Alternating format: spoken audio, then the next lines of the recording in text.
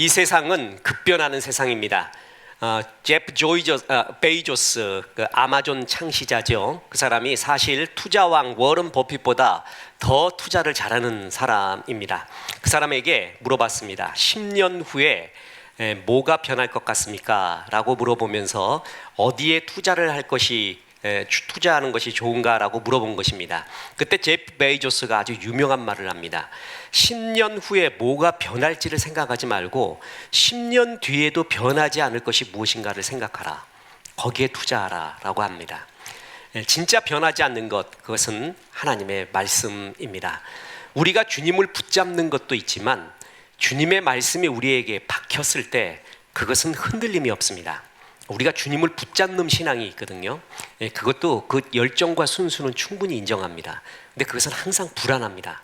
왜냐하면 나의 것이 항상 변화하고 안정적이지 않기 때문에 그렇습니다. 근데 하나님의 것인 하나님의 말씀이 내 속에 박히게 되면은 그것은 나를 완전히 붙잡아줍니다. 저는 그래서 신앙 체험 중에 최고의 체험은 말씀 체험이라고 봅니다. 그 말씀이 내 심령에 박혀버리는 거예요. 그래서 진짜 이것이 내 가치관과 생각을 완전히 뒤집어버리는, 저는 그런 경험을 몇 번을 했기 때문에 그 잘 박힌 못 때문에 성경 말씀의 소중함을 그토록 알고 있다는 것입니다. 특히 내가 주님을 붙잡았을 때는 조금 불안해요. 내가 체력이 딸렸을 때도 불안하고요, 감정이 다운됐을 때도 불안하고요, 또 내 마음이 침체되었을 때도 불안하고. 근데 하나님이 말씀해 주는 걸 붙잡는다는 것이 이토록 소중하구나 라는 것을 알고 난 다음부터 진리가 정말 우리를 자유케 한다라는 것을 알게 되었습니다. 그 중에 굉장히 일조를 한 것이 로마서입니다. 의외로 말이에요, 우리 교회 이제 등록을 한 성도님들이 있고, 지난번에 우리 강창무 집사님 간증할 때도 들어보시지 않았습니까? 그때 교회에 굉장히 하나님이 이곳에 인도했구나라는 것을 느끼게 되는 계기 중에 하나가 복음 설교입니다. 복음. 그러니까 십자가의 복음, 죄사함의 설교를 할 때 그게 제일 영적인 싸움이 심하거든요. 그 어찌 보면 딱딱해요. 그런데 정말 기초가 되고 중요한 구원의 도리, 그걸 들었을 때 우리 강창무 집사님도 교회 오게 된 계기, 또 다른 성도님들도 그걸 들었을 때 그렇게 가슴이 뛰고 정말 이게 복음이구나 라는 것을 느낀다라는 것입니다. 그만큼 하나님의 말씀, 구원의 도리가 그렇게 중요한데 그 구원의 도리의 논문이라고 얘기할 수 있는 게 로마서입니다. 다시 말합니다. 바울 서신의 99%는 전부 뭐냐면 그 각 교회들의 상황에 맞는 설교였습니다. 어떤 문제가 있어서 그 문제를 해결해 주기 위한 편지를 썼거든요. 근데 로마서만은 예외입니다. 로마서는 상황에 따른 그러한 편지가 아니라 로마 교인들이 복음 안에서 잘 자라고 있다는 걸 알고 세계의 심장인 로마의 교인들이 바로 서야 복음이 세계 곳곳에 퍼질 수 있다 그래갖고 복음이 무엇인가를 그것을 논문처럼 써준 게 로마서라고 했습니다. 그래서 로마서에는 정말 로마서를 한 10번 정도 공부하고 나면 구원의 확신, 또한 어떻게 구원을 유지하고 하나님 앞에 내가 유지하려고 힘쓰고 또한 붙잡느냐가 아니라 그 복음이 나에게 약속을 주는구나 라는 진리의 확신에 쓰게 됩니다. 그래서 사실 중요한 것이 로마서 1, 2, 3, 4장입니다. 더 중요한 건 로마서 1, 2, 3장이에요. 그것이면 로마서를 거의 다 한 것입니다. 그래서 로마서는 1, 2, 3장을 끝없이 반복해야 됩니다. 그 가운데 5장부터, 이제 우리가 보는 5장부터가 뭐냐면 예수를 믿었는데 왜 이런 고난도 있고 이런 실생활적인 문제는 어떡합니까? 그거에 대한 하나님의 대답이 나오게 되는 겁니다. 그래서 아주 중요한 게 다시 로마서 1, 2, 3장으로 돌아가는 끝없는 반복이 중요합니다. 로마서 5장부터는 뭐냐면 우리의 인생에 하나님께서 선순환을 만든다라는 것입니다. 인생에서 제일 불행한 사람이 있다면 악순환이 계속되는 사람이에요. 그러니까 안 좋은 일만 계속 쌓여요. 원래 고난은 겹쳐서 옵니다. 하나만 오는 게 아니라 계속 겹쳐와요. 그래서 그것 때문에 쓰러지는 사람이 태반입니다. 그리고 고난과 좋은 일은 고난이 끝나면 좋은 일이 오고 좋은 일 끝나면 고난이 오는 게 아니라 고난과 좋은 일은 투 트랙으로 같이 갑니다. 그러니까 좋은 일 속에서도 고난이 있고요, 고난 속에서도 좋은 일이 있어요. 그래서 인생은 투 트랙으로 같이 가고 있거든요.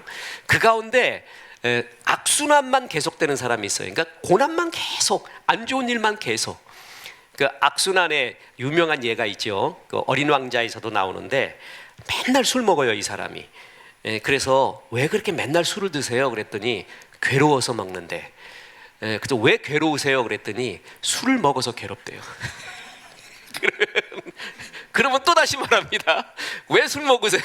괴로워서 먹어. 왜 괴로워요? 술을 계속 먹는 게 괴롭대. 이건 답이 없는 사람이거든요. 근데 이걸 악순환이라고 합니다. 그러니까 우리가 어떤 안 좋은 일이 있거나 막힌 일이 있으면은 이것이 악순환이 안 되고 선순환이 되게끔 풀어줘야 돼요. 그게 풀어주는 역사가 복음 안에 있는 사람은 분명히 있다라는 것입니다.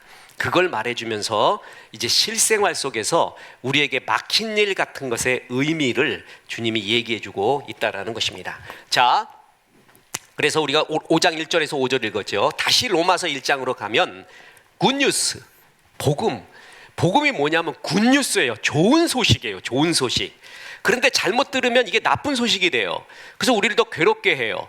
예를 들어서 네가 구원받기 위해서 11조 한 번도 빼먹으면 안 된다. 아니 근데 조금 양보해갖고 10번, 평생 10번 정도 빼먹으면 봐준다.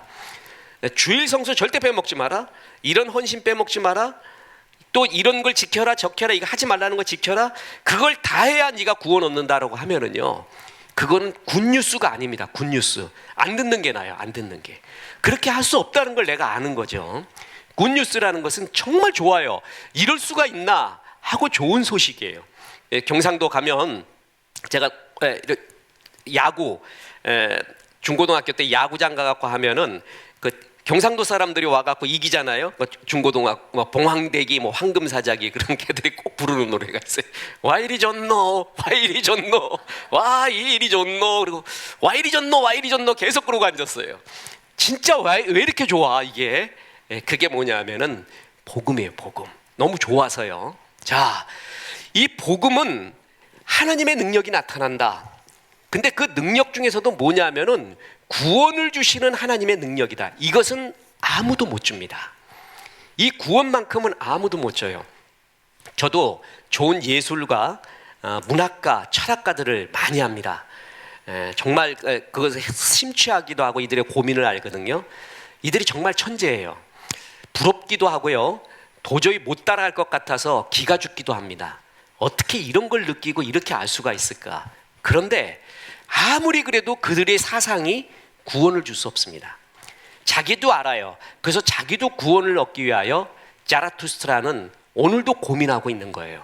근데 구원을 줄 수 있는 것은 복음밖에 없다. 그런데 그 복음이 뭐냐면은 복음에는 하나님의 의라는 게 나타나는데 하나님의 의가 뭐냐면 하나님으로부터 주어지는 의다. 복음에는 하나님의 의가 나타난다. 다시 말해서 하나님으로부터 주어지는 의, 내가 만들어낸 의. 대부분 우리가 의인이라고 말하는 것은 내가 만든 의입니다. 내가 이런 일을 하고 저런 일을 하고 이런 정의로운 일을 하고 이런 선한 일을 해서 내가 만든 의거든요. 그런데 그것은 우리가 의인이 될 수가 없어요. 그거 가지고 하나님이 선언하고 새로운 의가 있는데 하나님으로부터 주어지는 의인데 그게 뭐냐면 예수 그리스도를 믿음으로 말미암는 의. 아니 어떻게 믿음이라는 것이 의가 될 수 있는가? 이게 이제 로마서 복음의 핵심이죠. 그래서 그걸 증명해 나가는 겁니다. 원래 이 복음이 없으면은요, 하나님의 의가 없으면 우리는 하나님의 진노를 받을 수밖에 없는 존재였습니다. 왜냐하면 하나님에 대해 우리는 불경건하고 있습니다. 하나님이 분명히 뭐냐면은 로마서 1장 20절. 제가 전도는 말이에요. 전도는 내가 설득해서 예수 믿게 하는 게 아니라 준비된 영혼이 있어요. 준비된 자를 찾아가는 거예요. 그럼 누가 준비된 자냐? I don't know. 아무도 모릅니다. 그런데 건드려 보면 준비된 자가 있습니다. 건드려 보면은요. 그건 딱 준비되고 예비된 자예요. 그를 위해서 전도를 하는 거예요. 내가 전도해서 그가 예수 안 믿는다 할 수 없어요. 내가 전도해 갖고 그가 예수 믿게 됐다 자랑할 것도 없어요. 주님이 준비된 자를 찾아가게 한 거니까요. 그런데 대부분의 경우 예수를 준비된 자가 있는데 문학가, 예술가, 문학가, 철학가들이 예수를 정말 안 믿어요. 통계적으로 보면은요, 사업가가 제일 믿습니다. 사업은 자기가 알아. 자기 힘으로 안 된다는 거. 그래서 하나님 외에 다른 신을 믿죠. 그런데 문학가, 철학가는 본질, 구원, 죽음에 대해 자기 나름대로 해석을 합니다. 삶의 의미에 대해 자기 나름대로 해석을 해요. 그래서 참 예수 믿기가 어려워요. 그런데 내가 통계적으로 보면 그들에게 복음을 전할 수 있는 제일 좋은 넛지의 말씀이 있는데, 쿡쿡 찌르는 게, 그게 로마서 1장 20절입니다. 이거 딱 던져주면은 제 기억으로는 거의 반응이 옵니다. 그게 이겁니다. 그의 영원하신 능력과 신성이 그가 만드신 만물에 분명히 보여 알려졌나니 그러므로 그들이 핑계하지 못할지니라. 천하 만물을 보면은요, 우주의 섭리를 보고 자연을 보고 내 양심과 내 능력을 보면 하나님이 살아계시다라는 것을 보여주고 있다. 너 핑계 못한다, 이렇게 말해요. 철학가, 문학가, 네가 왜 그렇게 생각을 하니? 그런 멋진 생각을 왜 할 수 있다고 생각을 하니? 그래서 그건 하나님이 주신 것이다. 그러면 거기에는 거의 반응이 옵니다. 그래서 하나님이 우리에게 그가 살아계신 것을 항상 보여줬는데 우리는 하나님에 대해서 하나님을 경배하지 않습니다. 아직도 없다고 여겨요. 그래서 하나님의 진노를 받을 수밖에 없습니다. 인간끼리의 관계에서도 보면은 불의를 행합니다. 하나님의 형상대로 지음을 받았음에도 불구하고 동성애나 21가지의 죄를 로마서에서 언급을 했죠. 이 죄에 해당되지 않는 사람이 아무도 없습니다. 하나님에 대해, 인간 관계에 대해 우리는 죄를 범하고 있습니다. 그래서 하나님의 진노가 임할 수밖에 없는데 이 진노를 면하게 하고 하나님의 의를 주고 하나님의 자녀가 되게 해주는 것이 뭐예요? 바로 복음이다. 그래서 정말 기쁜 소식이다, 이렇게 말하고 있다는 겁니다. 이게 로마서의 전체의 주제입니다. 자, 이 가운데 우리가 로마서 4장 우리가 봤었죠. 믿음으로 구원 얻는다는 게 이게 무슨 말도 안 되는 소리냐 그랬더니 아니야, 구약 때부터 있었어. 유대인들은 구원받는 것은 첫째, 이스라엘 사람이어야 돼요. 혈통적으로. 둘째, 할례를 받아야 돼요. 셋째, 율법을 지켜야 돼요. 이게 이스라엘 사람들이 생각하는 구원의 개념입니다. 그럼 우리는 이스라엘 자손이 아니잖아요. 할례도 안 받고요, 율법은 뭔지도 모르고요. 그럼 구원에서 예외가 된 사람들이에요. 이스라엘은 그렇게 믿어요. 그럼 한번 묻겠습니다.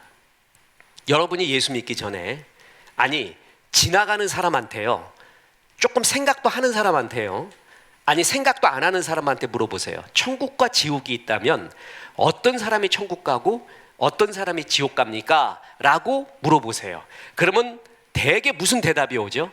자기들의 천국관이 있어요. 구원관이. 대개 뭐라고 대답할까요? 그렇죠. 99% 뭐예요? 착한 일. 착한 일 많이 한 사람은 천국 간다라는 게 모든 사람이 갖고 있는 뭐예요? 천국관, 구원관이에요. 그게 거의 안 변해요. 그죠? 그런데 뭘로 말미암아? 믿음으로 이런 말 하면은요, 믿지를 않아요. 믿지를. 전부 착한 일 해야 구원받는다라고 다 믿고 있죠. 유대인도 그렇게 생각하는 거예요. 유대인도 어떤 고정관념이냐 하면 이스라엘의 후손이어야 된다. 아브라함의 후손, 혈통적으로 할례를 받아야 된다. 그리고 뭐예요? 율법을 행해야 된다. 그 율법을 행한다는 게 뭐죠? 그게 바로 선한 일이에요. 착한 일을 한다라는 개념입니다. 이게 변해요? 안 변하죠. 그런 가운데 하나님이 바울 통해서 믿음으로 구원을 얻는다라는 말이 혁명적인 말이죠. 자, 그러면서 로마서 4장 5절에서 이렇게 말합니다. 일하는 자라는 이야기가 나옵니다. 일하는 자. 이게 뭐예요? 선을 행하는 자. 그 다음에 율법을 지키는 자. 바로 이거예요. 이게 일하는 자에게는 그 삭시. 자, 삭시 뭐냐면은 구원 얻었어요. 일을 했기 때문에, 선한 일을 많이 했기 때문에 천국 가는 삭을 얻어요. 그걸 삭으로 여기지 뭐로 여기지 않는다고요? 은혜로 여기지 않아요. 은혜는 뭐냐면 100% 하나님의 선물이라는 뜻입니다.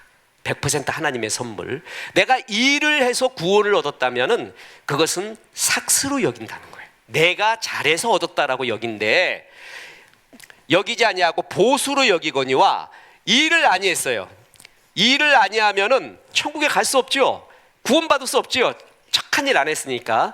일을 안 했는데 그래서 경건하지 아니한 자를 의롭다 하시느니, 일을 안 한 사람을 의롭다 하시는 이가 있다는 거예요. 이게 하나님이죠. 믿는 자에게는 그 믿음을 뭐라고요? 의로 여기나니. 야, 이게 정말 기가 막힌 말입니다. 기가 막힌 말이에요.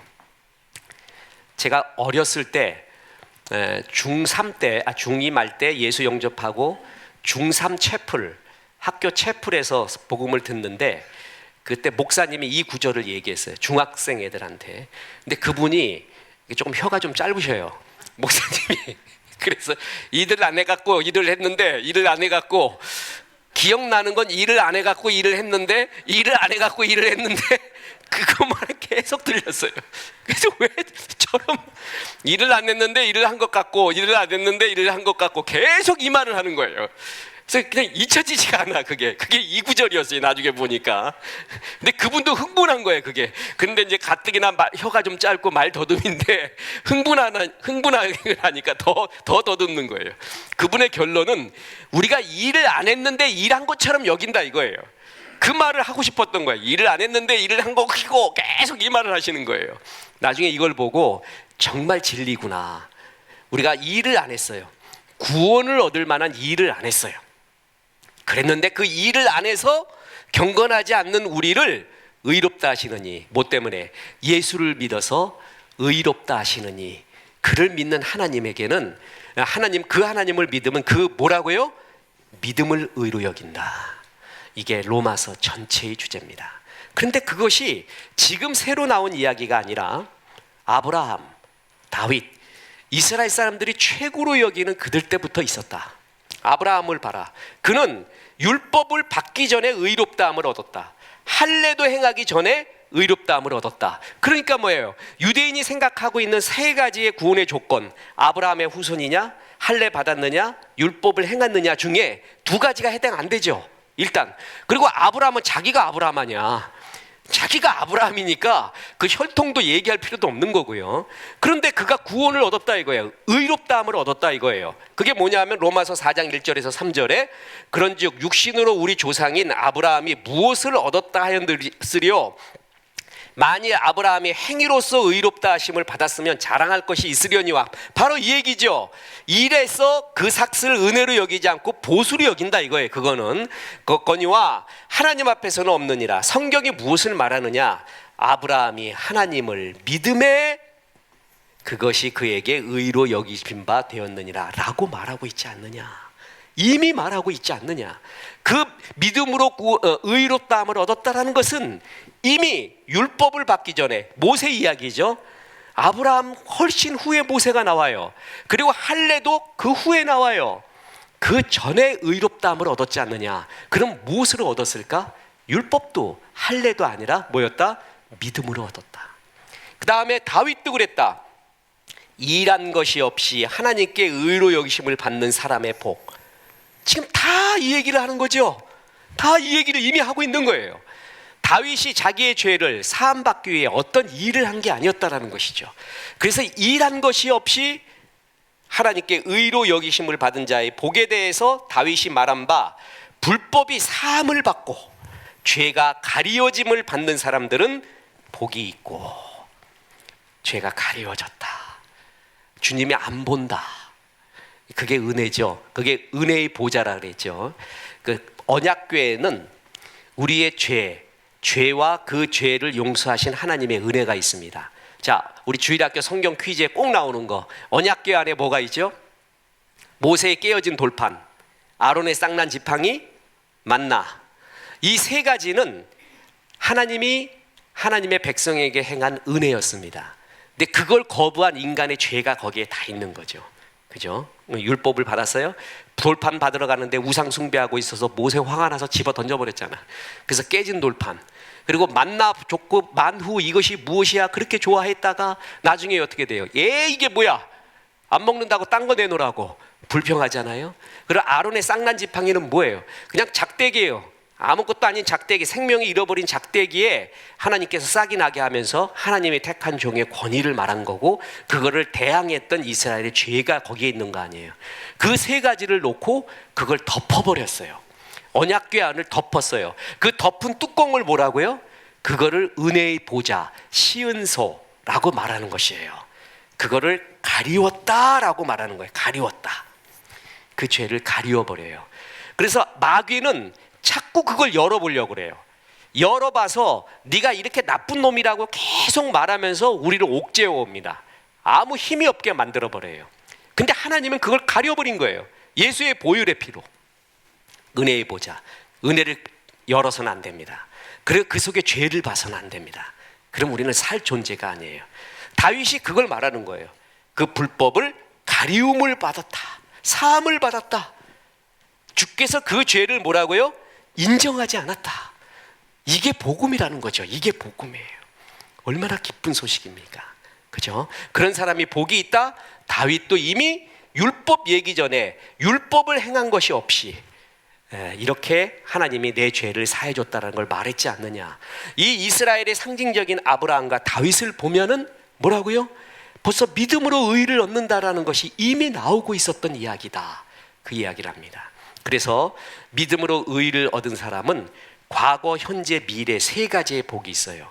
자, 로마서 5장 1절 2절에는 칭의의 결과가 나오죠. 그러므로 우리가 믿음으로 의롭다 하심을 받았으니 우리 주 예수 그리스도로 말미암아 하나님과 화평을 누리게 되었다. 또한 그로 말미암아 우리가 믿음으로 서 있는 은혜에 들어감을 얻었다. 하나님의 영광을 바라고 즐거워한다. 이게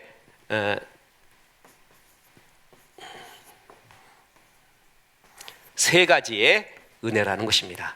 믿음으로 의롭다함을 받아서 우리가 믿음 때문에 하나님 앞에 의인 치용모를 받는 것을 뭐라고요? justification, 칭의라고 했죠. 부를 칭자, 의로울 의자. 제가 계속 말하지만 한문으로 쓸 수 있지만 교만할까 안 쓴다고 얘기했어요. 연습 되게 했는데 쓰려고 그러면 잊어먹더라고 계속. 영어가 편해. 영어가 justification 뭐냐 하면은 이게 하심을 얻는다 그랬잖아요. 하심. 이게 멋진 말이에요. 의로워. 내가 완벽하게 의로워진 게 아니라 너는 의롭다라고 하나님이 불러주시는 거예요.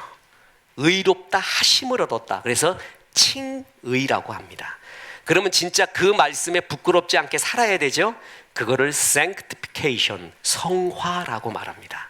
자, 일단 하나님이 나를 의롭다고 불러주시는 칭의를 받은 사람에게는 이제 하나님과 화평을 누리게 되고 현재에는 그 은혜 속에 살게 되고 앞으로 하나님의 영광을 바라는 미래에는 소망이 있게 되었다라고 말하는 것입니다. 이 세 가지가 우리가 현재 겪고 있는 고난에 대한 해석입니다. 자, 보겠습니다. 우리가 칭의되었다. 그래서 어떤 결과가 따르는가? 과거에 우리가 하나님과 이제 화평을 누리게 되었다. 그래서 여러분, 하나님과 원수지간이 아니라 화목한 관계가 되었다. 이것처럼 기쁜 일 없습니다. 집안에서 말이에요. 엄마 아빠가 불화해봐요. 엄마하고 딸과 아들이 부자지간이 불화해봐요. 집이 왼수입니다. 집이 왼수. 아무리 은혜 받고 가도 집 구석에만 들어가면은 진짜 그 불안해서 못 살지요. 그게 어떻게 되겠어요? 집이 평화로워야 되잖아요. 그럼 화평해야 돼요. 그렇지 않습니까? 하나님과 화평하는 게 모든 것의 시작입니다. 그러니까 하나님과 화평하지 않으면 그 어떤 화평과 은혜가 있어도 안 된다라는 것입니다. 의미가 없다라는 겁니다. 저는 취미가 있다면 옛날에 사진 찍었잖아요. 지금도 그 마그마 같은 용암이 들끓고 있습니다. 근데 참고 있는 중이에요.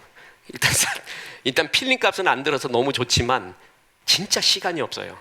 나중에 인문학 하나님께 6집 낼 때는 사진을 집어넣을 겁니다. 6집이 마지막이에요. 이제 예술 분야까지 하면 이제 딱 인문학 시리즈는 끝나고 딴 거 써야 되는데, 그래서 마그마처럼 있습니다. 그걸 참고 있습니다. 그리고 또 하나가 있다면 뭐냐면 만년필입니다. 만년필 갖고 글 쓰는 게 그렇게 좋아요. 옛날에는 많이 했거든요. 그래서 지금도 성도님께 편지 쓰고 뭐 하고 할 때 그 만년필로 하는 게 그렇게 되게 좋아요. 지금 냄새도 맡거든요. 그래갖고 잉크 냄새, 만년필에 그 사각거리는 거. 그래서 명품을 압니다.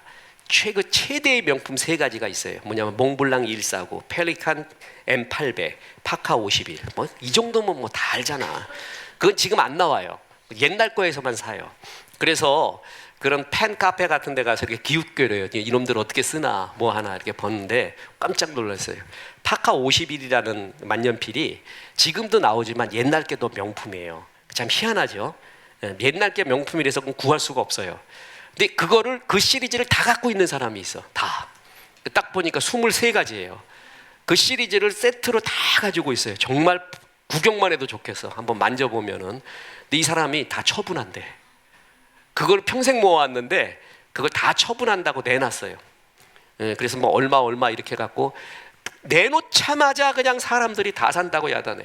그런데 난 뭘 강조했냐면 왜 내놨냐고. 왜? 그 평생 모은 걸 왜 내놨냐고. 그거 되게 좋고 막 그거 갖고 이야기도 하고 너 그거 없지 난 이거 있는데 옛날 돈으로 2만 원짜리 옛날에 2만 원에 샀던 게 지금 200만 원이에요. 그만큼 그게 귀하거든요. 그걸 다 내놓은 거예요. 근데 왜 내놨을까가 난 궁금했습니다. 그래서 왜 내놨나 그랬더니 별 의미 없는 것 같아서. 내가 거기에 쇼크를 먹었어요. 별 의미 없는 것 같았대. 이걸 목숨 걸었는데 자기는. 그래서 자랑도 했는데 돌아보니까 별거 아니더래. 이게 의미 없더래요. 인간사에서 제일 허무한 게 뭐냐면 이것이다 라고 갔는데 그게 아니었을 때.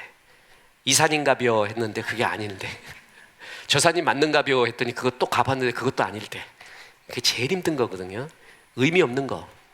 그게 뭐냐면은 하나님과 화평하지 않잖아요. 그러면 인간사에서 좋다고 여기던 그 모든 거 있잖아요. 자랑하던 그 모든 게 아무것도 아닙니다. 진짜 아무것도 아닙니다. 그래서 하나님과 화평하는 것이 제일이구나. 저는 옛날에 그 열등감 때문에 그랬나 뭐 했나 책을요 사진 찍거나 뭐 할 때 뒤에 책장에다가 책 쫙 있는 거 있잖아요. 거기서 딱 하고 찍어요. 나 이렇게 책 많이 읽었어. 자랑하려고 하는 것 같았어요. 그리고 그 인터뷰가 오잖아요. 방송국이나 신문사에서 오면은 전부 그렇게 찍어요. 전부 책장 앞에 있으래. 책장. 근데 지금 책장 다 없애려고 합니다. 이제 아날로그 책 거의 다 없애고 디지털화하고 있거든요.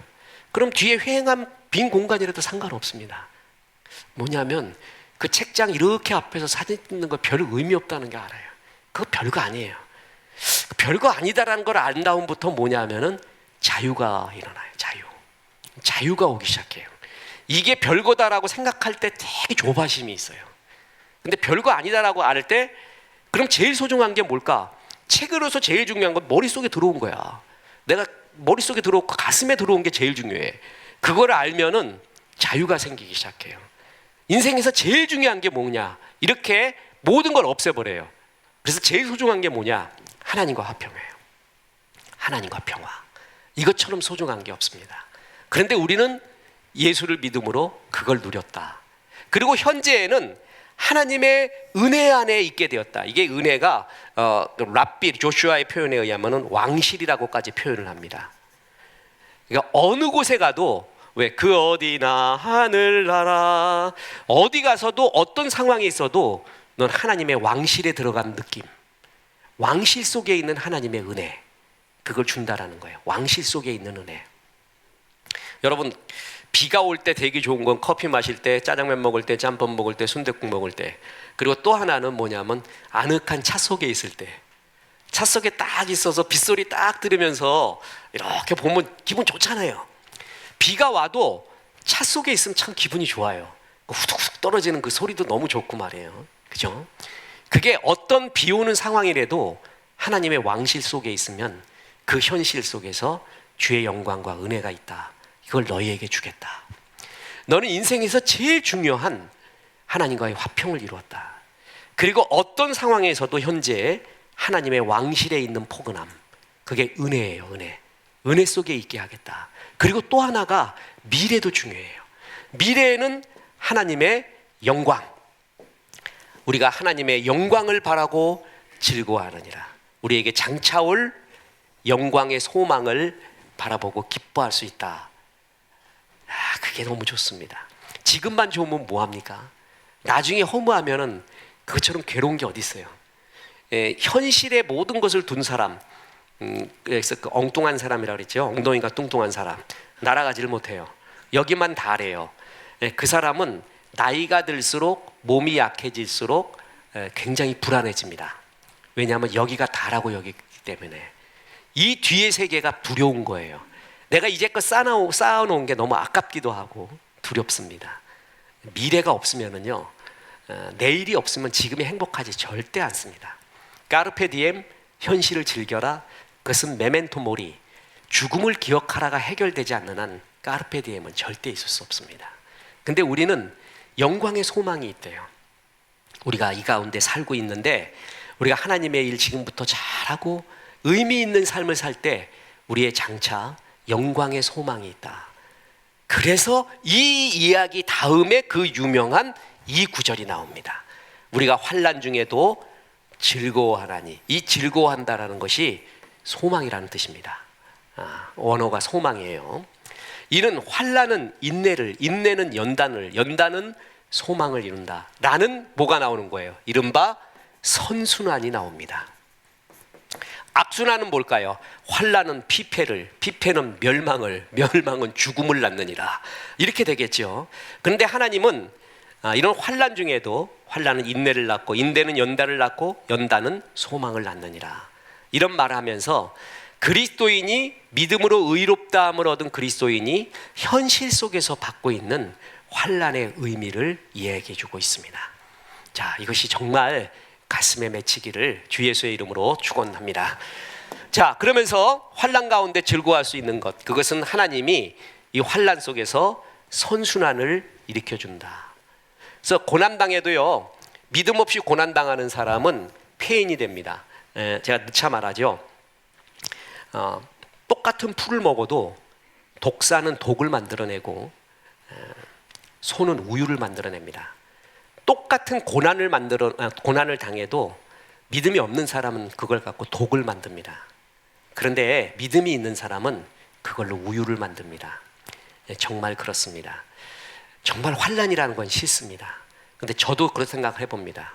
이해할 수 없는 고난이 목사가 못 당해보잖아요. 그럼 이해할 수 없는 고난을 당하는 성도들을 진짜 이해할 수 없습니다. 율법주의자가 됩니다. 이 세상에서 제일 괴로운 사람이 율법주의자입니다. 쓰린 마음을 갖고 갔는데 율법적 정죄만 당하잖아요. 그럼 욥이 그렇게 말하잖아요. 너희의 맞는 말이, 옳은 말이 나를 정말 괴롭게 하는도다. 말이 옳은 것 같은데 나를 정말 괴롭게 한대요. 날 이해를 못 해주니까 말이에요. 근데 그리스도인의 환난은 남을 많이 이해할 수 있는 공간이 되고 그 의미들을 깨달아줘요. 그래서 환난은 인내를 낳고, 인내는 연단을, 연단은 소망을 낳는다고 말하고 있는 겁니다. 자, 그래서 그리스도인에게 왜 환난이 허용되는지 그건 모르겠습니다. 그러니까 왜 그 일을 통해서 하나님이 말하는지, 아니고 그게 왜 우리에게 이 일을 안 당해도 될 것 같은데 당하는지, 그거는 이해할 수가 없습니다. 이름만 대면 다 아는 우리 침례교회 아름다운 원로 목사이자 선배 목사이자 참 설교를 잘하시는 분이 있습니다. 이분은 가정을 되게 좋아했습니다. 그래서 스케줄이 빡빡해도 자기 가족과의 여행, 가족과의 피크닉을 꼭 비워놓고 그걸 주의 일처럼 여기는, 그래서 참 존경하는 그런 사람이었습니다. 근데 두 아들이, 정말 천금 같은 두 아들이 있었는데 한 아들이 죽게 됩니다. 젊은 나이에. 이해할 수가 없죠. 그리고 또 한 아들은 아쉽게도 이혼을 하게 됩니다.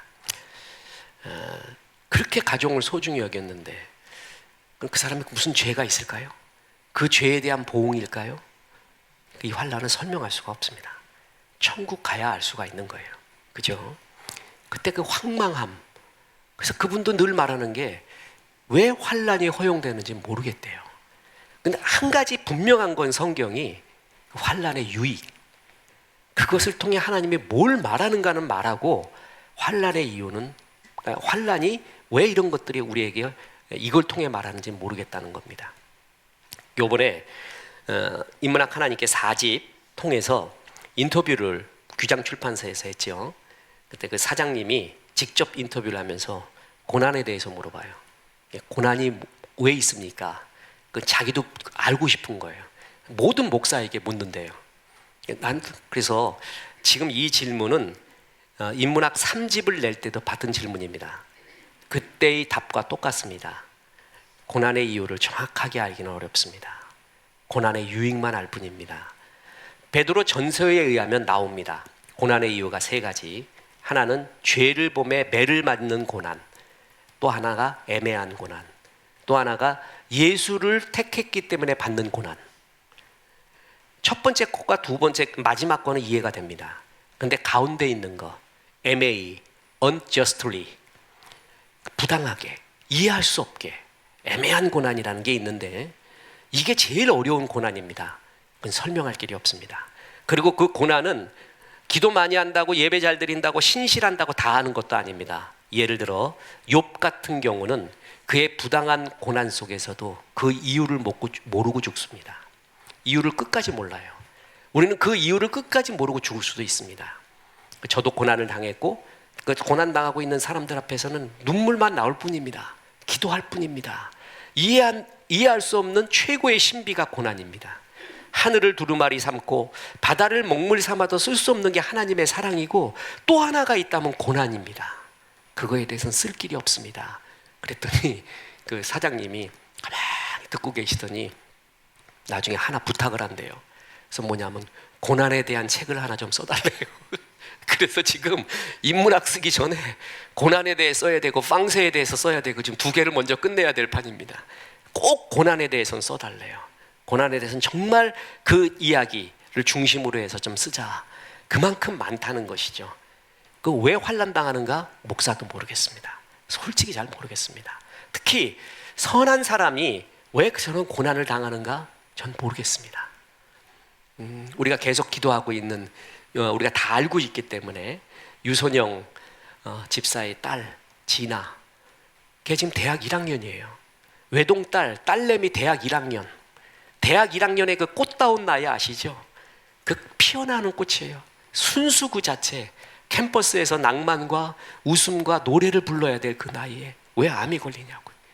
왜 그게 전신에 퍼지냐고요. 그 애가, 그래서 그 애가 왜 그렇게 치료를 받아야 되냐고요. 그거 어떻게 설명해요? 그 얘기하면은 김현주 사모는 말을 못합니다. 그냥 말을 못해요. 말을. 그 생각만 해도 가슴이 확 막혀버린대요.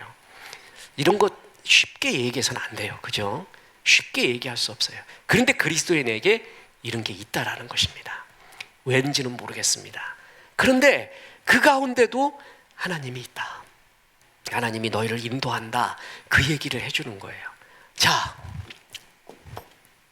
다만 이뿐 아니라 우리가 환난 중에도 즐거워하나니. 왜 즐거워할 수가 있는가? 이 즐거워한다는 것이 나중에 원어를 보면 알겠지만 소망하나니입니다.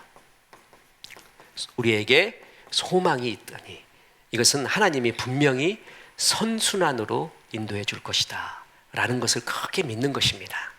자, 지금은 알 수 없지만 선순환으로 인도한다. 자, 그래서 어느 목사님이 그 교회에 있는 어떤 자매 이야기를 이걸 해줬는데 얼마나 웃기고 그게 맞는지 모릅니다. 이게 꿈 같은 자매가 그날 정말 지난주 설교처럼 정말 꼬인 날을 만나게 됩니다. 뭐냐면 가게 된 비가 오는데 우산을 안 갖고 가서, 그러니까 맑은 날 갔다가 비가 오면 쫄딱 맞고 가는 거예요. 근데 우산 살 수도 없고 막 그런 판이죠. 나는 딱 우산 잊어먹는 날이 있습니다. 비 왔는데 맑은 날, 그러면 꼭 거의 100%예요. 그러니까 비 올 땐 갖고 갔다가 맑아서 어디다 놓고 왔는지 몰라. 그러니까 얼마나 많이 잃어버렸는지 모릅니다. 그래서 비 쫄딱 맞고 가서 감기 들 것 같기도 하고 온 치장도 다 이렇게 허물어지고 괴로웠습니다.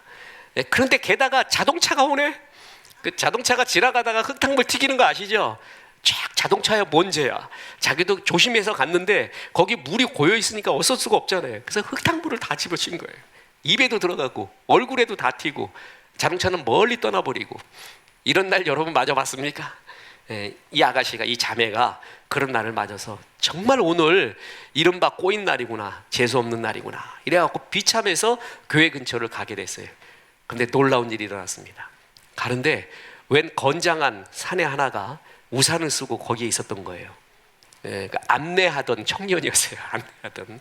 근데 그 청년이 이렇게 우산을 씌워주면서 아이고 무슨 자매, 홍길순 자매 그 비도 맞았네요. 그래서 아이고 일로 오세요. 이렇게 해가지고 우산을 갖다가 이렇게 씌워줍니다.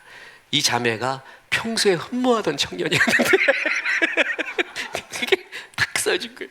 근데 거기서 그쳐지지를 않고 담요, 교회에 있었던 담요 같은 걸 덮어주고 커피까지 뽑아주는 거예요. 근데 그때 이 자매가 담요 받고 또 커피 받고 그 추운 몸 그 가운데서 그걸 마시는데 그렇게 황홀할 수가 없었대요. 그래가지고 그 일을 계기로 얼레리 꼴레리 해가지고 둘이 거시기가 됐다는 거예요. 자, 이 얘기를 목사님이 부흥회 때마다 말해요. 부흥회 때마다. 그 자매 지금 50살 다 됐는데 그때 그게 목사님한테도 굉장히 감명이 있었던 거예요. 그래서 지금 이 원로 목사 다 된 분이 그 50살 다 된 그 자매도 아니잖아요. 이제 권사님인데 그 얘기를 해주면서 그리스도인에게 환란이 이와 같대요. 비 오는 날 환란이 있잖아. 정말 그날을 괴로운 날 같고 고난받는 날 같은데 주님이 준비하신 은혜가 있다는 거예요. 근데 그게 비 맞고 흙탕물 튀기지 않으면 받을 수 없었던 은혜예요. 보세요. 비 안 오고 맑은 날이었으면 이 청년 그 자매한테 눈길도 안 줘요. 그 멋진 청년이 어서 오십시오 그러고 이제 은혜 받으라고 부흥해 이제 이러고 끝나는 거예요. 그런데 그날 비가 왔어요. 그 비를 쫄딱 맞아버렸어요. 흙탕물까지 맞았어요. 그러기 때문에 얼레리 꼴레리가 된 거란 말이에요. 그게 참 신비라는 것이죠. 그러니까 하나님이 이 환란을 선순환으로 바꿔준다는 거죠. 그래서 목사님 그 자기 거를 이제 다 얘기할 때 그 재밌는 분이거든요. 그분이 이 예화 쓰지 마 이거 내 거야. 그러면서 그래서 내가 아니라 목사님이라고 얘기하면 되죠. 그러면서 그렇게 합니다. 그래서 환란을 이렇게 만들어요. 그 자매 얼마나 좋을까요? 비가 온 게 너무 좋아요. 그죠? 그리고 그때 흙탕물 튀긴 것도 너무 좋아요. 돌아보니 그 환란이 나에게 복이었다라는 겁니다. 누구의 신가 기억이 안 나는데 한계령인가 거기에 보면은 폭설주의보예요. 제목이 폭설이 내렸다. 더 내려라. 헬기가 떠와서 구호품을 준다고 해라. 필요 없다. 구조요원이 나온다고 해라. 필요 없다. 여기에 그 사람이 있으니까 더 내리래. 더 내리래까지 것. 구호품 없어도 된대. 그럼 이 사람이 막 사슴 잡아오던가 그냥 거기 있던 거 뭐 야생 뭘 뜯어오던가 더 재밌을 것 같대 자기. 더 폭풍이 나와가지고 고립되면 더 좋겠대. 그가 여기 있어서 그만큼 뭐냐 하면은 하나님은 이 환란을 주님이 함께함으로 환란 속에서만 느낄 수 있는 주의 선순환과 은혜가 있게 만든다. 저도 이걸 크게 믿습니다. 정말 크게 믿습니다. 환란 속에서만 느낄 수 있는 그 무엇 큰 것이 그때 아니면 못 느껴요. 그게 반드시 있다. 그걸 믿으라라는 거예요. 뭐냐? 그건 I don't know. 그러나 분명히 그 선순환이 있다라는 겁니다. 우리 지금 둘째 아들도 군대 거의 전역해서 이제 다 끝나간 갈참이라고 하세요. 고참 지나서 갈참. 내리는 빗방울, 떨어지는 낙엽도 조심하라 하는 그 갈참입니다. 나보고 군대 다시 가라면은 못 갑니다. 남자들은 항상 꿈이 좀 컨디션이 안 좋으면 군대 가는 건 거예요. 다시. 근데 진짜 공통점이에요. 와서 물어보잖아요. 그러면 다시 가라는 꿈을 꾸고 행정 처리가 잘못돼서 다시 왔다라는 꿈이 꾸고 그래서 군대 생활을 하는데 나 분명히 군대 전역했는데 라는 것도 의식하고 그게 다 똑같아요. 정말 신기해요. 그래서 군대 다시 가는 꿈 식은땀이랍니다. 다시 가라면 못할 것 같아요. 근데 한 번 갔어요. 그 군대 때만 느끼는 게 있습니다. 진짜 이거는 이때만 느끼는 게 있어요. 이때만 느껴지는 교훈이라는 게 진짜 있습니다. 이건 정말 귀한 보물이구나. 책으로 알 수 없는 것이구나 라고 알았다 그랬죠. 나는 처음 아무튼 자대 배치 맞고 깍지 끼고 막 노래 부르다가 깍지 끼고 막 좌로 굴러 우로 굴러 잊혀지지가 않아요. 노래 부르려고 그래서 팝송 부르고 감동 없다 그래서 깐소네 부르고 감동 없다 그래서 샹송 부르고 세 곡이나 불렀는데 너 주먹 쥐고 있으래. 근데 옆에 놈이 노래 부르는데 쥐방울 많은 놈 하나 있었어요. 아주 웃긴 놈. 트로트를 부르는데 그 트로트가 그냥 트로트가 아니라 가사를 전부 바꿨어요. 가사를 지가. 말도 못하게 야해요. 그건 제가 목살에서 말을 못하겠어요. 그거를 부르는데 사람들이 춤을 추고 좋아하는 거예요. 내 그때 깨달은 게 있어. 엎드려 뻗쳐하면서 깨달은 게 있어. 야, 고상한 척하지 말자. 그래도 고상함을 유지하는 것은 뭘까? 이들은 뭐에 감동하는가? 이건 군대 때 아니면은 경험할 수 없습니다. 그런 것들이 있었어요. 그때 얻은 친구들, 그때 위기를 극복하는 것들, 그 환난은 분명히 안 좋은 것 같았지만 나에게 복이 된다라는 것. 그래서 그리스도인의 환난은 분명히 선순환을 이룬다. 이것을 실생활적으로 말해주고 있습니다. 자, 그래서 어떻게 환난 중에 선순환이 일어나는가? 우리가 환난 중에도 즐거워하나니 이는 환난은 몰랐는다. 우리가 너무 잘 아는 구절이죠. 환난은 인내를 낳고, 인내는 연단을 낳고, 연단은 소망을 이루는 줄 알미라. 소망이 우리를 부끄럽게 하지 아니함은 우리에게 주신 성령으로 말미암아. 이것도 너무 중요합니다. 하나님의 사랑이 우리 마음에 부어졌다. 저는 이걸 믿습니다. 하나님의 사랑이 우리의 마음에 부어졌다. 이건 다음 시간에 설명을 할 겁니다. 그 사랑이 내 마음에 씨앗이 있다라는 거죠. 씨앗이. 그러니까 그 얘기는 뭐예요? You can do it to입니다. 그것을 너도 씨앗으로 할 수 있다. 그 말을 하고 있어요. 근데 오늘은 환난은 인내를, 인내는 연단을, 연단은 소망을. 이 말의 의미, 자, 환난이라는 말은 이게 드립시스인데 로마 시대 농부들이 사용하는 탈곡기입니다. 이 탈곡기 저도 올림픽 공원 가서 한번 해봤습니다. 우리 아들하고. 이게 뾰족한 거가 저기 뭐예요? 그 못 같은 거 있어갖고 돌리면 휙 돌아가면서 거기다 곡식되면은 곡식이 떨어지는 거잖아요. 이 탈곡기는 뭐냐면은 한마디로 알곡과 쭉정이를 구별하는 것입니다. 그러니까 환난의 진짜 의미는 뭐냐면 환난을 당하잖아요. 그러면 진짜가 뭐고 가짜가 뭔지를 알게 됩니다. 진짜 깊은 환난일수록 본질과 비본질을 그때 분리하게 됩니다. 고난을 겪잖아요. 그러면 전쟁에서 고난, 깊은 고난이 있어요. 만약에 전쟁의 위험한 전쟁터에서 진짜 내 편과 적군을 알게 됩니다. 누가 진짜 내 곁에 소중한 사람이고 안 좋은 별거 아닌 사람인가를 알게 되고 진짜와 가짜가 구별되게 됩니다. 그게 탈곡기예요. 그러니까 환난은 뭘 하는 거예요? 진짜와 가짜를 구별하는 것입니다. 그래서 환난 당해 보면 누가 진짜고 누가 가짜인지 압니다.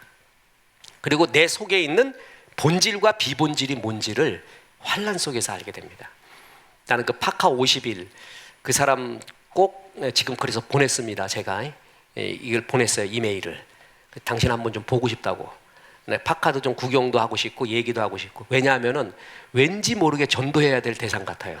지금 그 말이 있잖아요. 이게 의미 없다. 그게 벌써 주님이 건드리는 마음이에요. 그럼 뭐가 의미 있겠는가? 그렇게 모아온 것이 의미 없다는 걸 알게 됐다. 그러면 의미를 찾는 거 아니에요. 복음 전할 수 있는 최고의 기회죠. 이야기할 수 있는 책도 보내주고 소책자, 전도책자도 보내주고 막 그러려고 준비하고 있습니다. 그래서 환난이라는 것은 탈곡기의 의미로서 알곡과 쭉정이를 구별하는 것입니다. 원래 의미가 그거예요. 그래서 내 속에 하나님이 이건 필요하고 이건 필요 없고를 구별해 주는 게 환난이구나 라는 것을 말해주고 있다는 것입니다. 그래서 환난 중에 즐거워한다. 왜냐하면 이 즐거워한다가 기뻐한다, 자랑한다, 소망한다 라는 뜻이 있습니다. 뭐냐면 이 환난을 당하고 나면 진짜를 소망하게 되어 있다는 것입니다. 진짜가 뭔가 내 속에서 가르쳐 줍니다. 그거 필요 없고 이거 필요 없다. 진짜는 이것뿐이다 라는 것입니다. 만년필의 고수한테 또 들었습니다. 난 그것도 몰랐는데 만년필을 고쳐주는 사람이 있어요. 그런데 어떤 사람은 공짜로, 어떤 사람 10,000원 받고, 어떤 사람 20,000원 받고, 30,000원 받고, 요만한 거 갖고 고쳐줘요. 그 고수가 이제 책도 냈어요. 만나보고 싶은 사람 중에 하나인데 이 사람이 그럽니다. 자기도 정말 많아서 난 기절하는 줄 알아서 만년필 1000자루 가야 돼. 그러니까 어느 정도인지 알겠죠? 미친 사람이에요. 만년필 1000자루면 시중에 있는 거는 다 알았다는 거예요. 그러니까 그걸 다 써보고 다 알았다는 거죠. 이 사람의 결론 고쳐주면서 그런데요. 요거 갖고 오고 요거 갖고 오면은 하나만 고쳐줘요. 하나만. 여러 개 갖고 오면 하나만 고쳐줘요. 그날. 그러면서 그런데요. 진짜 잘 써지는 거 3자루면 됩니다. 진짜 자기한테 손에 맞고 잘 써지는 거 3자루면 된대. 3자루. 그러면은 일생을 납니다. 그렇게 말하는 거예요. 진짜 고수가 하는 말이에요. 나머지 뭐예요? 다 떨고 내라는 거죠. 그 세 개만 있으면 된대요. 그 말이 뭔가? 그 사람 경험해 봤어요. 그 다음에 본질과 비본질을 알아요. 그죠? 본질을 알 때의 즐거움이 뭔지 아세요? 자유입니다. 본질을 알 때는 자유가 임합니다. 비본질을 추구할 때는 항상 조바심이 있습니다. 욕심이 있고 만족이 없습니다. 본질을 알 때 자유가 있거든요. 환란이 그거를 보여준다라는 것입니다. 그죠? 그래서 탈곡기의 역할을 한다. 그래서 환란은 뭐라고요? 인내를 낳는다고 했습니다. 인내라는 것은 뭐예요? 겸딤과 기다림이라는 거죠. 자, 기다리는 것이, 성도의 기다림은 그냥 기다리는 게 아니라, 기다리면 한 곳만 바라봐요. 그걸 기다리는 거 아니에요. 그거를 기다리는 거잖아요. 그래서 기다림의 의미는 뭐냐 하면 한 곳을 바라보게 돼 있습니다. 그래서 사랑의 다른 말은 시선입니다. 그것을 바라보는 거. 그래서 다윗이 아름다운 게 이거죠. 시편 40편 1절에 보면 내가 여호와를 기다리고 기다렸더니 귀를 기울이사 나의 부르짖음을 들으셨나이다. 여호와를 뭐하고 뭐 했다고요? 기다렸어요. 하나님을 향한 기다림, 하나님을 향한 시선, 그게 다윗에게 항상 있었어요. 누구를 기다렸다? 하나님. 기다림은 기다림의 대상에 초점을 맞추는 겁니다. 그 사무엘 베케트의 고도를 기다리며라고 있습니다. 고도가 누구냐? 사무엘 베케트도 몰라요. 내가 이거 말할 때마다 항상 말하지만, 그 대학로에서 고도를 기다리며 연극을 할 때 그 옆에 방에서는 고도리를 기다리며가 있었어요. 난 그게 더 재밌어. 고도리를 기다리며. 이놈이 그냥 그걸 이용해서 나는 고도리를 기다리며 얘는 고도를 기다리며. 그 블라디미르 뭐 이상한 놈들 나와갖고 나무 하나 세워놓고 돈도 안 들어요. 그 무대 치장하는데 아무 의미 없는 말 하고 들어가요. 그죠? 예, 그리고 이제 어린애가 하나 나와서 오늘도 고도는 안 온대요. 아, 그러니? 그럼 내일 또 기다려야지. 그러고 들어가요. 그 고도가 뭐냐 몰라요. 하나님을 모르는 사람은 막연한 기다림이에요. 막연한 기다림. 뭔지를 모르는, 그냥 기다리는 거예요. 그냥 쨍하고 뭐라고요? 해 뜰 날 돌아온단다. 안 올 수도 있는 거 아니야. 안 올 수도. 그죠? 네, 안 올 수도 있는 거예요. 근데 그냥 기다리는 거예요. 그럴 수도 있겠거니 하고요. 그런데 우리들은 그 기다림은 약속된 기다림이에요. 너희의 기다림은 고도를 기다리는 게 아니래요. 그냥 막연하게 쨍하고 해 뜰 날 기다리는 것도 아니래요. 우리의 기다림은 약속이 있습니다. 그래서 우리의 기다림은, 인내는 기다림인데 그 기다림은 한 곳, 하나님만 바라봐요. 그러다가 주님이 주시는 약속이라는 것이 반드시 있다라는 거예요. 그래서 환난 가운데, 고난 가운데 주님을 기다리는, 주의 은혜를 기다리는 인내를 배우게 된다라는 것입니다. 우리나라 사람 인내가 없죠? 주여 인내를 주옵소서, 빨리 주옵소서. 그게 지금 이제 우리나라 사람들의 그 인내에 대한 못 찾는 사람들이 있어요. 그냥 느긋하게 기다리다 보면 되는 날 되게 많은데, 그 인내 못할 때 사고 많이 치죠. 인문학을 하나님께 해도 소개했던 고래가 보고 싶거든 이라는 그림 동화가 있습니다. 참 멋집니다. 고래를 보고 싶은 애가 있었어요. 그런데 그 애를 갖다 유혹하는 고래 비스무리한 것들이 너무 많아요. 고래 비스무리한 것도 많고 또 고래보다 더 멋져 보이는 것도 많았어요. 그런데 주인공이 말합니다. 아기야, 고래를 기다리려면 그거 참아야 돼. 그것도 참아, 이것도 참아. 그것도 아니야. 고래 비슷하지? 근데 고래는 아니야. 근데 저게 고래보다 더 좋아 보이니? 그건 고래도 아니야. 그러니까 끝까지 참아. 고래만 기다려. 그게 이제 이 책의 주제입니다. 그래서 이 기다림, 우리는 하나님께 기다리다가 지치는 경우도 굉장히 많거든요. 그런데 하나님만 기다려라 라고 말합니다. 아이의 시선을 빼앗겼던 건 분홍 장미, 포근하고 편안한 의자, 담요, 밝게 빛나는 태양처럼 달콤하고 긍정적인 존재들.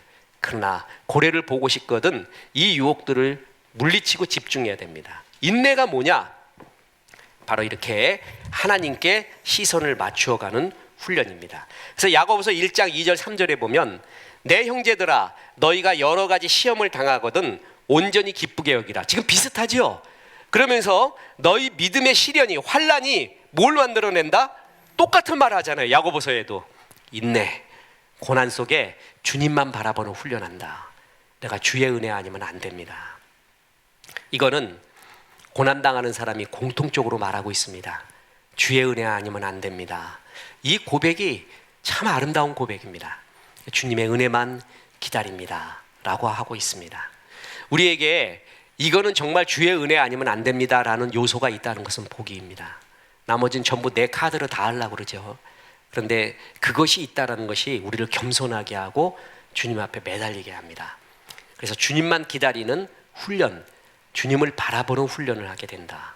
그게 인내가 환난이 가지고 오는 것입니다. 그래서 야고보서 1장 12절에 시험을 참는 자는 복이 있나니 이는 시련을 견디어낸 자가 주께서 자기를 사랑하는 자들에게 약속하신 생명의 면류관을 얻을 것이기 때문이다. 우리의 기다림은 고도리를 기다리는 것도 아니고 고도를 기다리는 것도 아닙니다. 우리는 인내하며 기다리면서 주께서 분명히 약속하신 생명의 면류관이라는 것이 있습니다. 우린 그걸 기다리는 것입니다. 맨날 자기 뜻대로만 하고요, 자기 손에도 한 번도 안 본 사람이 있어요. 그 사람이 이기적으로만 살았죠. 자기 욕심으로만. 인생 앞에서, 가족 앞에서, 하나님 앞에서 무슨 할 얘기가 있을까요? 인생 앞에서, 하나님 앞에서 할 얘기 있는 것은 내가 사랑하는 대상을 위하여 손해본 거, 내가 희생한 것을 말할 수가 있는 거거든요. 근데 그걸 되게 싫어하는 사람이 있어요. 그걸 하나도 안 한 사람이 있어요. 그 사람은 정말 하나님 앞에서, 인생 앞에서 할 얘기가 없는 사람.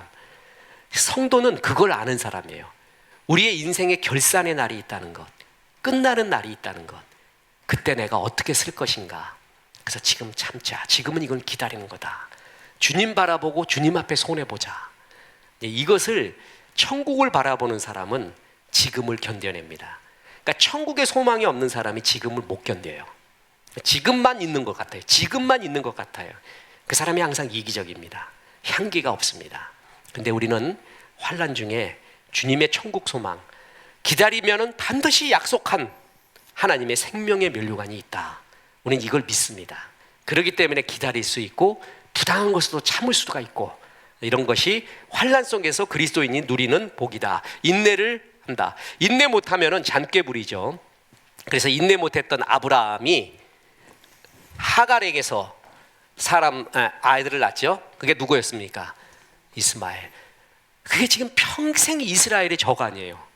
그러니까 지금 이스라엘 주변에 있는 모든 나라 있잖아요. 그게 이스마엘의 후손이에요, 전부. 하나님이 참 재밌는 거는요, 이스라엘한테는 석유를 안 줘. 근데 이스마엘한테는 대기 줘요. 다 줬어, 석유.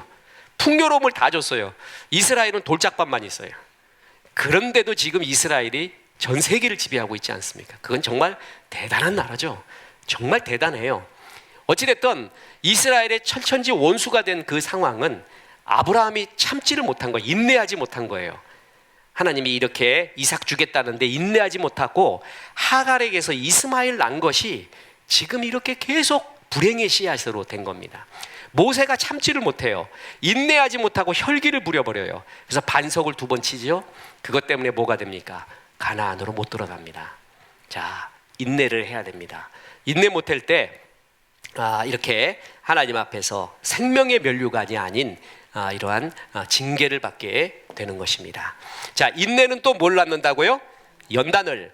자, 연단은 단련하는 불이죠. 강하게 하는 거죠. 그러니까 연단, 쇠는 두들길수록 강해지잖아요. 연단을 해가지고 전천후 신앙. 그러니까 신앙인 중에서요, 제일 약한 신앙이 뭐예요? 그냥 조금만 환난이 오면 확 변해. 사람이 그냥 조금만 어려움을 못 견뎌요. 고난, 위기 극복 능력이 없는 사람이 있어요. 근데 이 사람이, 인생은 위기가 반드시 오거든요, 고난이. 근데 고난 극복 능력이 없는 사람, 이 사람은 조금만 바람 불고 조금만 이상해도 사람이 확 변해버려요. 제일 힘든 사람이에요. 조변석계로 변하는 거죠. 업다운이 너무 심해요. 좋을 때 한없이 좋다가 조금만 안 좋은 일이 있으면 그냥 팍 떨어져 버리는. 근데 뭔 일이 있어도 출격할 수 있는 거, 그게 전천후죠. 전천후 폭격기. 그걸 위해서는 훈련을 하나님이 해줍니다. 그게 연단입니다. 이 연단이라는 말이요, 참 신비합니다. 나중에 라틴어로 보면 카락터로 돼 있고 영어로 보면 캐릭터로 돼 있어요. 그리고 원래 구절은 뭐냐면은 도키맨이라 그래갖고 조각도입니다. 조각도. 연단이라는 말이. 이 조각도 갖고 하나님이 이 제품을 만들어요. 근데 깎여져 나갈 때 얼마나 아파요. 힘들잖아요.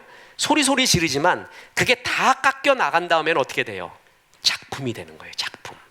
그게 연단이에요. 아픈 것 같았지만 나를 만들고 있는 거예요. 특히 뭘 만들어요? 인격을 만든다라는 것입니다. 좋은 성품, 환난을 통과한 성품, 주님의 성품, 그거를 만듭니다. 그래서 환난과 어려움 중에도 그 고귀함을 잃지 않는 성품, 주의 인격을 우리에게 만들어 갑니다. 그냥 너무 예상되는 사람이 있죠. 예상 가능한 사람.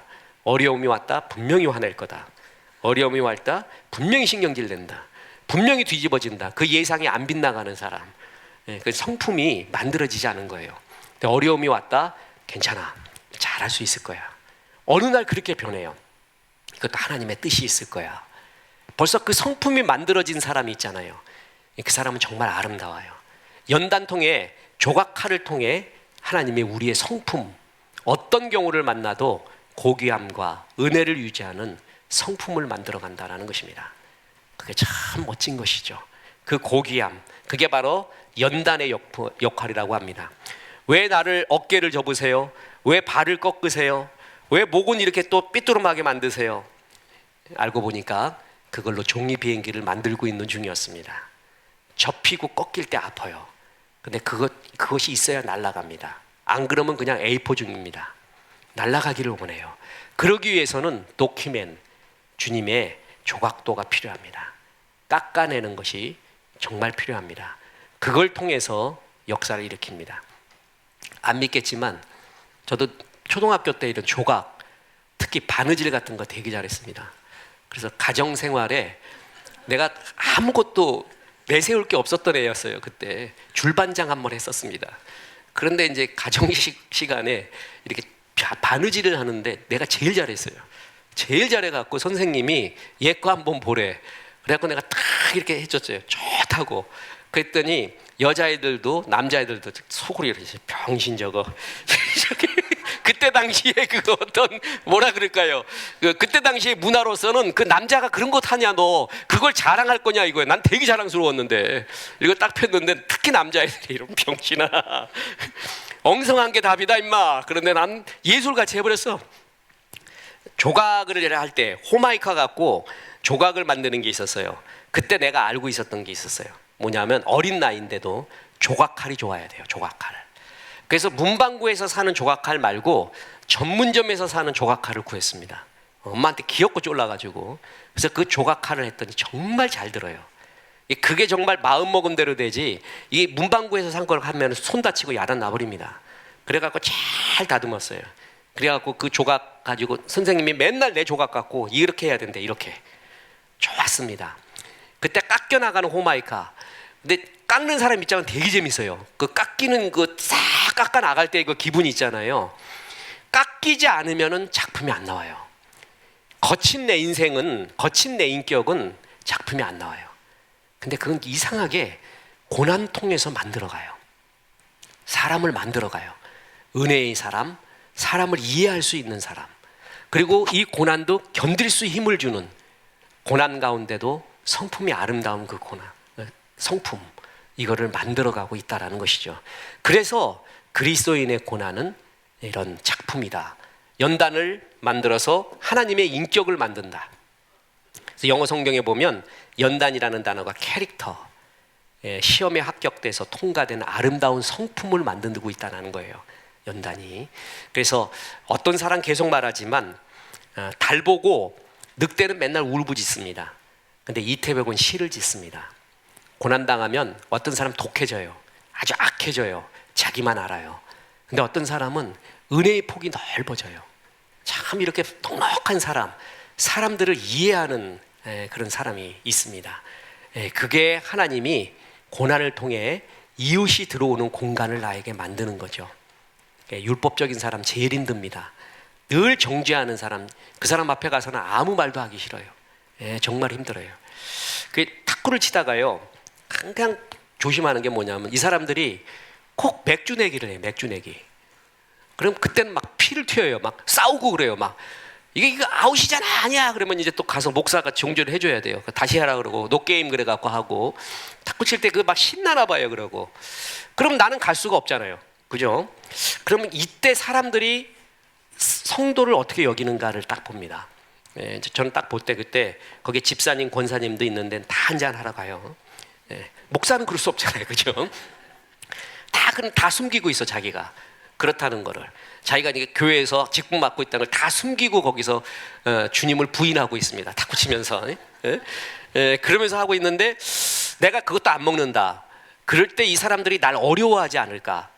어려워하지 않을까? 나를 어떻게 여길까? 그걸 항상 이제 안 믿는 사람 앞에서 이렇게 봐요. 그럼 간단합니다. 평상시에 늘 섬겨야 돼요. 평상시에 늘 섬기고 공도 제일 많이 주워오고 또 뭐 이게 먹을 것도 사가야 되고 그리고 초신자 처음 오는 사람은 쫙 쳐주고 그리고 무조건 정죄하지 않아야 돼. 정죄하지 않아요. 그러니까 치면은 늘 선생질하는 사람이 있어요. 선생질. 그러니까 제일 괴로운 게 나보다 못 치는 놈이 날 가르치려고 할 때, 아 그땐 진짜 나도 막 분노가 일어나요. 분노. 그래서 그놈한테는 게임에서 반드시 이겨요. 그냥 그것도 3대 0으로 이겨버려.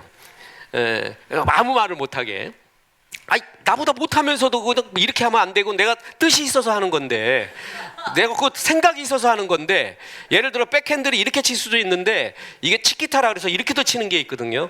이렇게 치면 그렇게 치면 안 된대. 그래서 이렇게도 치면 들어가잖아요. 내가 이러고 박살을 내버려요. 그래서 늘 섬겨라.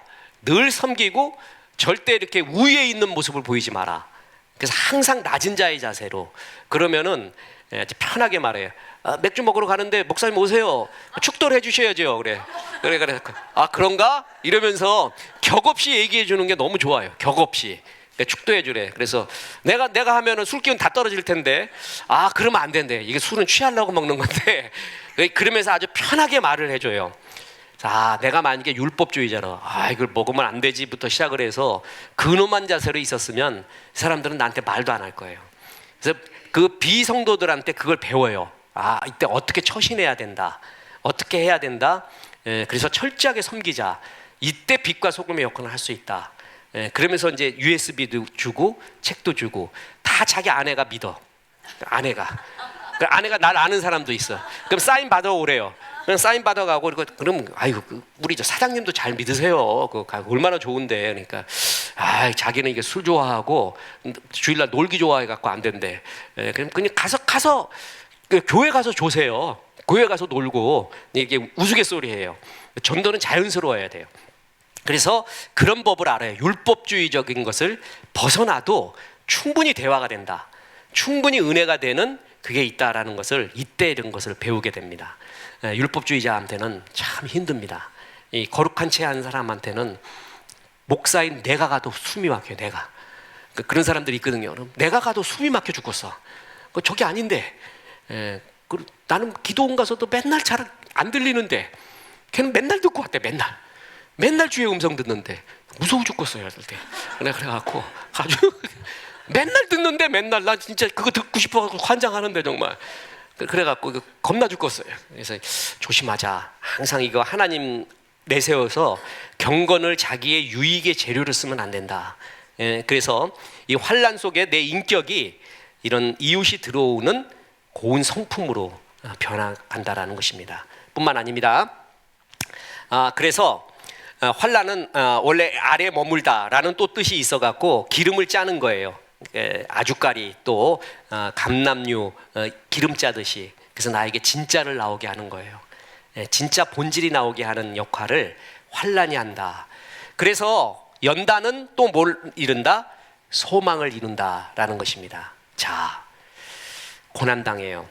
그래서 주님만이 가능합니다. 주님만 바라봐요. 그러면서 거기서 끝나는 게 아니라 뭐냐면은 내 인격이 하나님 앞에서 변해가요. 고난당할 때 독이 생기지 않고 주님이 기뻐하는 넉넉한 이웃도 이해하는 성품으로 변해가요. 그리고 난 다음에 본질과 비본질을 분리합니다. 육신의 정욕, 안목의 정욕, 이생의 자랑으로 향했던 내 마음이 그거 다 의미 없지. 크게 아파보고 나면 고난 겪고 나면 필요 없다라는 걸 많이 압니다. 그래서 진짜 소망을 만들어내게 됩니다. 그래서 연단을 뭘 만든다고요? 소망을 만드는 거예요. 다시 말하지만 그 파카 50일 내가 정말 만나보고 싶습니다. 그래서 왜 그 좋은 거를 내가 봐도 이렇게 컬렉팅 해놓은 사람은 없었어요. 근데 의미 없다, 이게 별거 아니래요. 이 사람 지금 전도해야 돼. 그걸 깨닫는 거예요. 진짜 소망이 나오게끔 그게 의미 없다라는 걸 가르쳐 주신 거예요. 자, 그래서 이런 고난을 겪다 보면 환난 가운데 기다림, 주님만 바라보는 인내를 배우게 됩니다. 그러다 보면 내 인격이 깎입니다.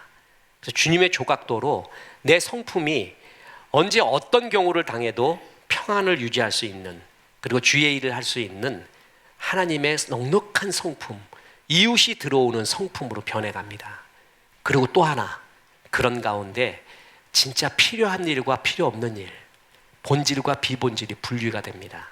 그래서 하늘의 소망을 내가 이런 일 해야지, 이걸 느끼게 됩니다. 여러분, 이사 가면은 모두가 느끼는 거의 100%가 있어요. 이사 갈 때마다 느끼는 게 뭐예요, 여러분? 저 어저께 설교할 때 목회한 이래로 8번 이사했습니다 그랬더니 우리 이명희 권사님 고생하셨습니다. 저 16번 했습니다. 그래서 깨갱했습니다. 아무 소리 않기로 했습니다. 16번 했다는데 무슨 할 말이 있습니까? 이사 갈 때마다 느끼는 게 뭐예요, 여러분? 그렇죠. 이사 갈 때마다 결심하는 거 있죠. 필요 없는 거 사지 말자. 다 버리고 살자. 그건 거의 100%예요. 100%. 다 버리고 살자. 왜냐하면 이사 가 보니까 이 본질에서 한번 떠나 보니까 여기서, 그러니까 진짜 느끼는 게 있어요. 이거 의미 없고 필요 없다라는 거. 고난을 겪어보잖아요. 그러면 야, 이거 필요 없다. 내가 왜 이거 갖고 그렇게 마음을 썼는가? 이거 갖고 왜 이렇게 고통스러워했는가? 시간을 낭비했는가를 알고 버려버린다는 거예요. 그래서 진짜 소망을 품게 된다는 것이에요. 그게 바로 이 고난이 주는 하나님의 의미입니다. 히브리서 11장 24, 26절에 보면 믿음으로 모세는 장성하여 바로의 공주의 아들이라 칭함을 거절하고 도리어 하나님의 백성과 함께 고난받기를 잠시 죄악의 낙을 누리는 것보다 더 좋아하고 그리스도를 위하여 받는 수모를 애굽의 모든 보화보다 더 큰 재물로 여겼으니 이는 상 주심을 바라봅니다. 소망이 진짜 있었다는 거죠. 이 의미 없는 것보다 진짜 소망을 바라봤기에 이거를 버릴 수가 있었다는 것입니다. 그게 고난이 주는 유익입니다. 이거 정말 필요 없지 라는 것들. 자, 그래서 이 사랑, 이것은 다음 주에 하게 됩니다. 다음번에 하게 됩니다. 과학자들이 비행기 만들거나 다리 놓을 때 강철을 시험해 봅니다. 강도, 고도에 높아갈수록 견뎌낼 수가 있는가, 그 진상을 알기 위해서 강철을 시험합니다. 환난이 그렇습니다. 그래서 하나님이 얘 이런 것도 써보고 싶고 저런 것도 써보고 싶은데 얘는 이 자리에 놓으면 안 되겠다. 이 자리에 놓으면 금방 쓰러지래다. 그 자리에 없는 게 낫겠다. 얘는 그릇이 요 정도구나. 부어줘도 먹을 힘이 없어요. 그릇이 넓어야 부어주잖아요. 그 그릇을 넓히는 거, 그게 바로 환난의 작용입니다. 그래서 뭘 줘도 얘는 소화하겠다. 줘도 부작용이 없댔다. 그럴 때 더 부어줍니다. 어떤 사람 부어주면 망하는 사람 많습니다. 저는 부어졌기 때문에 망하는 사람 너무 많이 봤습니다. 근데 그게 내 분량이에요. 내 분량이 간장종지만한데 거기다가 하나님의 한 대야를 부어주면 감당이 안 됩니다. 제일 좋은 건 한 대야가 돼야 되잖아요. 그러기 위해서 환난 중에 내 인격을, 내 그릇을 그렇게 연단해서 넓혀주십니다. 주의 복을 담을 수 있는 그릇은 바로 이 환난 통해서 만들어진다는 거죠. 우리가 요셉 이야기를 보잖아요. 그러면 요셉은 처한 환경에서 항상 충성을 다합니다. 그래서 보디발의 집에서 노예 생활할 때도, 가정 총무를 할 때도 묵묵히 충성했죠.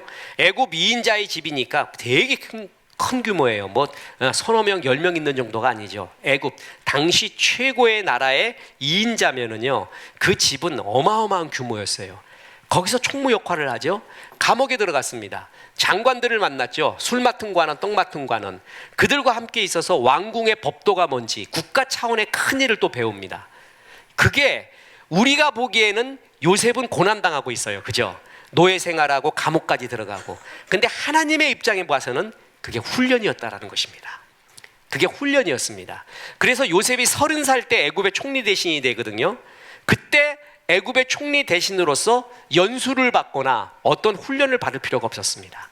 이미 다 받았습니다. 이미 국가 경영 능력이 그에게 있었습니다. 우리가 보기에는 요셉이 고난이었는데 하나님 보시기에는 뭐였습니까? 훈련의 과정이었습니다. 훈련의 과정. 하나님이 이렇게 쓰시는구나. 우리의 고난이 주님의 훈련일 경우가 참 많이 있습니다. 그래서 하나님이 그럽니다. 나는 너를, 보세요. 만일 내가 보행자와 함께 달려도 피곤하면 어찌 능히 말과 경주하겠느냐. 내가 편안한 땅에서는 무사하려니와 요단강이 물이 넘칠 때는 어찌하겠느냐. 이 말이 뭐냐면 이 질문에 답이 있어요. 너 말하고는 경주하지 못하지. 편안하게만 살았으니까. 요단강이 편안할 때는 괜찮은데 넘칠 때는 어떡하느냐. 여기에 답이 있어요. 고난과 환난을 주는 이유는 말과 경주에도 이기고 요단강이 편안할 때 아니라 창일할 때도 네가 그걸 이길 수 있는 힘이 있어야 된다 이거예요. 그러기 위해서 하나님이 허락하는 게 고난의 훈련이라는 것입니다. 이걸 통과해야 비로소 강한 사람이 됩니다. 하나님이 마음껏 쓸 수 있어요. 조금만 뭐하면 삐져버리는 그 성도가 아니라 뭔 말해도 안 삐져. 까짓거 칠라면 쳐봐라. 진짜 믿을 만한 사람. 어머니 그러잖아요. 엄마한테 성질 다 내도 엄마 다 받아줘. 그리고 다 사랑해줘요. 저 성도는 하나님이 뭘 시켜도 다 소화해야 돼. 그게 환난을 잘 통과한 사람, 그런 사람이 갖고 있는 넉넉함입니다. 요단강의 창일에도 문제 없습니다. 말과 경주에도 이기는 그런 사람 만들기 위해서 우리의 고난은 주님의 훈련의 과정인 경우가 굉장히 많이 있습니다. 그래서 잘 견뎌나가면 주님 바라보고 예수 믿는 사람이 왜 이런 일이 있을까? 있어야지만이 만들어지는 주의 인격, 있어야지만이 만들어지는 하나님의 나라, 그게 있다. 그래서 놀라지 말라. 그렇게 주님이 믿음으로 의롭다함을 받은 사람들이 겪는 현실적 고난에 대해서 해석을 시작합니다. 지금 이 이야기가 5장 이후에 계속 나옵니다. 믿는 사람이 왜 이런 걸 겪을까? 그런 것들의 의미들을 얘기해 주고 있습니다. 주님이 바울 통해 로마서 통해 종들에게 주를 들려주시는 말씀이 잘 가슴에 새겨져서 정말 진리가 나를 자유케 하는 귀한 역사 있기를 주 예수의 이름으로 축원합니다. 오늘도 영적 양식 먹고 육적 양식도 준비되어 있습니다. 조연숙 집사님 귀하게 헌물해 주셔서 오늘도 만난 점심 먹겠습니다. 기도하겠습니다. 하나님, 환난이, 고난이 인내, 그리고 인내가 연단을 낳고 연단이 소망을 낳는다는 주의 섭리를 오늘 들었습니다. 이 말씀이 고난 겪고 있는 우리 성도 나에게 그리고 사랑하는 사람에게 이루어 주옵소서. 예수님의 이름으로 기도했습니다. 아멘.